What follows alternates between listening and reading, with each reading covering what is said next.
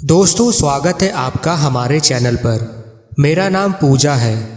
उमेश मेरे घर पर खाना खा रहा था। जब उसे बुआ ने देखा तो उमेश उठकर बाहर चला गया। मेरी बुआ ने मेरी मम्मी से पूछा कि यह लड़का कौन है। मेरी मम्मी ने बोला, इससे पूजा की शादी होने वाली है। यह सुनकर बुआ शौक में पड़ गई। अगले दिन मेरी बुआ मेरे पास आती है और कहती है, बेटा मैं तेरा बुरा नहीं चाहती।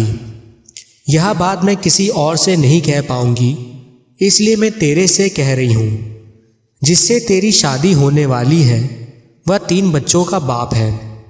अब तू खुद सोच ले आगे क्या करना है। यह बात सुनकर मेरे तो होश ही उड़ गए। मुझे तो कुछ समझ ही नहीं आ रहा था कि मैं क्या करूं। मेरे पांव तले जमीनी खिसक गई। 2 दिन तक मैं बेहोशी की हालत में थी।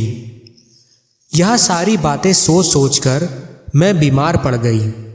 मेरी बहुत अच्छी दोस्त, जब उसे मेरी हालत के बारे में पता चला तब वह मुझसे मिलने आई। उसने मुझसे कहा, क्या तू इस इंसान से शादी करने जा रही थी? क्या तुझे खबर भी है या शादीशुदा है? वह उसकी लव मैरिज हुई थी। लव मैरिज होने के बाद उनके रिश्तेदारों ने उन लोगों को बहुत सुनाया। लड़की के घर वालों ने आना जाना भी बंद कर दिया था। जब मुझे यह बात पता चली तो मैं और भी ज़्यादा हैरान हो गई। मैंने अपनी दोस्त से कहा, क्या मैं उसकी पत्नी से मिल सकती हूँ? उसने कहा, ठीक है, मैं कोशिश करती हूँ उसको यहाँ लाने की। अगले दिन जब मैं उसकी पत्नी से मिली, वह दिखने में बहुत खूबसूरत थी। उसने बताया, जब से तुम्हारा रिश्ता उससे लगा है वह हम लोगों से दूर दूर ही रहता है। उसने मेरी जिंदगी नर्क बना दी है। हम दोनों में कुछ भी सही नहीं चल रहा है।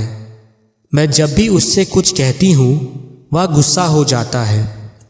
भले ही हम दोनों ने प्यार किया था, मैंने उसके खातिर अपना घर तक छोड़ दिया था।